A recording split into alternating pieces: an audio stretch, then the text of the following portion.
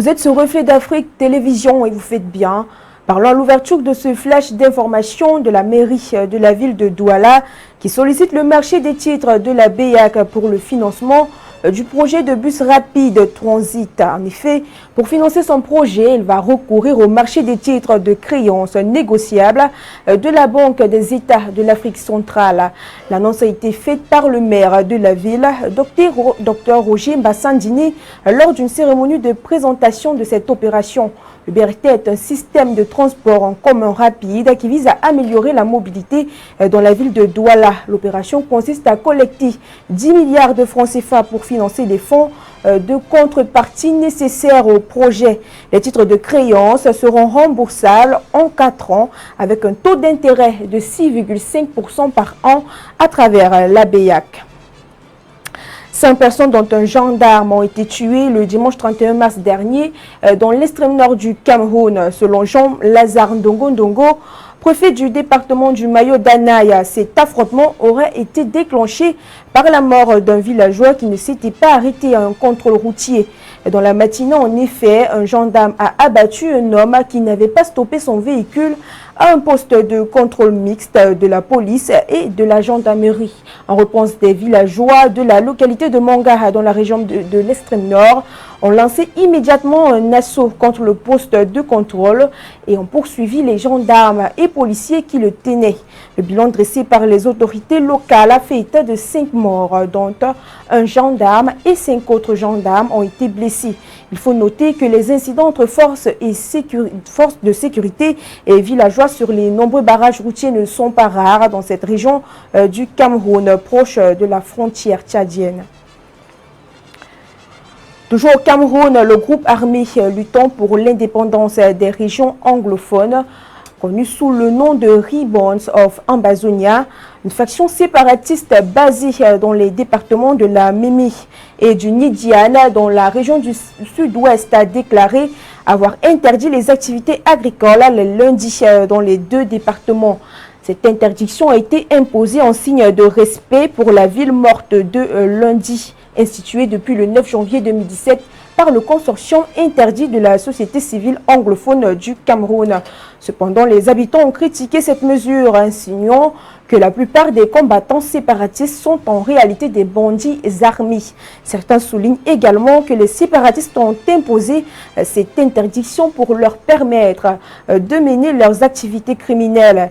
Il faut noter que le prix du cacao, une culture de rente, ne cesse d'augmenter et certains agriculteurs de Nak-Bongwana ont été renvoyés chez eux lundi dernier alors qu'ils tentaient de se rendre dans leur ferme. Félix Tshisekedi, président de la République démocratique du Congo, a nommé Judith Suminwa Tuluka le 1er avril dernier, Premier ministre du pays. Elle est désormais la première femme nommée à ce degré de responsabilité. Félix Tshisekedi réalise ainsi une promesse de campagne et franchit par ce geste une étape importante vers la formation d'un nouveau gouvernement après sa réélection en fin de l'année 2023. Ancienne ministre de la Planification, Judith Suminwa Tuluka entre en fonction alors que la violence s'intensifie dans l'est du pays riche en minéraux et bordé par le Rwanda. Ce conflit de longue date a entraîné le déplacement de plus de 7 millions de personnes selon les Nations Unies, faisant de cette région l'une des pires crises humanitaires au monde. Et en Côte d'Ivoire, le président Alassane Ouattara a personnellement autorisé une augmentation de 50% du prix d'achat officiel du cacao. Désormais, le prix au producteur passe de 1000 francs CFA à 1500 francs CFA, soit environ 2,47 $ par kilogramme. Cette décision a été annoncée officiellement ce mardi 2 avril à Abidjan. Cette mesure a été prise après des discussions avec le régulateur du cacao du pays, le Conseil du café. Elle vise à soutenir les producteurs de cacao et à garantir un prix équitable pour leur récolte.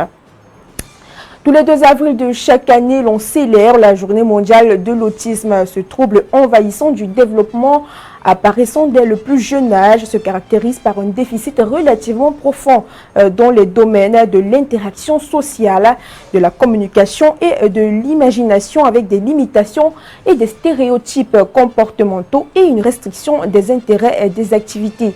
Selon l'OMS, un enfant sur 160 est atteint de troubles du spectre autistique dans le monde. En Afrique, il y a de nombreux enfants autistes, mais malheureusement, rien n'est fait pour les aider. L'autisme devient donc un véritable enjeu de sensibilisation pour redonner de l'espoir aux enfants autistes et à leurs familles.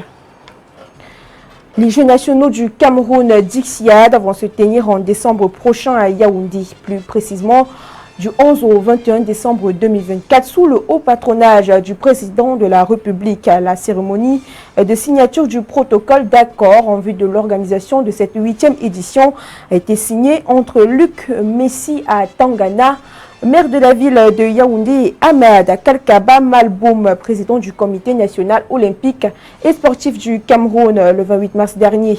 Lors de cette cérémonie, les deux personnalités ont eu de longs échanges. S'en sont suivis une présentation générale des DICIAD, un round-up sur les dernières éditions et une présentation des attentes du comité national olympique et sportif du Cameroun. Madame, Monsieur, c'est avec cette note que nous mettons un terme à cette édition du Flash d'information. Donnons-nous rendez-vous demain sur Reflet d'Afrique Télévision avec le même plaisir.